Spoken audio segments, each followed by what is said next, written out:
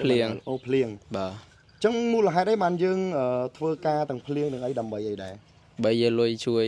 គ្រួសារជួយម៉ែជួយបាទតែជំរាបសួរទៅបងឯងទៅទៅបងឯងទៅជំរាបសួរបងប្អូនទាំងអស់គ្នាគឺខ្ញុំបានមកដល់ឯស្រុកកដាលស្ទឹងខេត្តកដាលគឺជាផ្ទះរបស់ម្ចាស់រង្វាន់ផ្ទាល់ហើយដល់ពេលបានឮពាក្យសម្ដីចេញពីមាត់កូនមកអញ្ចឹងអារម្មណ៍មិនដែរអ្នកមីងមានអារម្មណ៍ថាសប្បាយហើយណាមួយបានឮសូរកូននិយាយចឹងដុកក្ដួលណាចារំភើបពេលដែលគាត់ត្រូវរង្វាន់ហើយគាត់នឹកឃើញដល់អ្នកមីងមុនគេឬក៏យ៉ាងណាដែរចាគិតថាចែពេលដែលកូនត្រូវហ្នឹងក្នុងចិត្តកូនអត់ចង់ប្រាប់អ្នកណាមុនទេចង់ថាយកមកចង់សិប្រាយម្ដាយនៅផ្ទះចាចេញទៅហូបហ្នឹង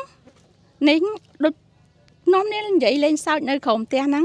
ចាដល់ពេលកូនសុំលុយទៅហ្នឹងឲ្យលុយកូនទៅហូបហ្នឹងនិយាយទៅខុសត្រូវនេះប្រហែលជាដល់កន្លះម៉ោងហ៎ដឹងថាត្រូវហ្នឹង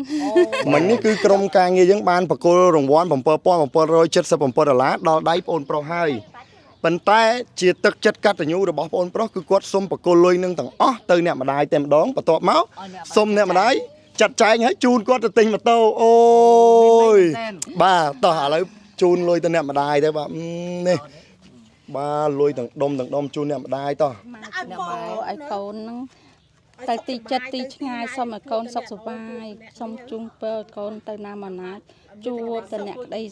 ជួបតែអ្នកស្រឡាញ់ចូលចិត្តកូន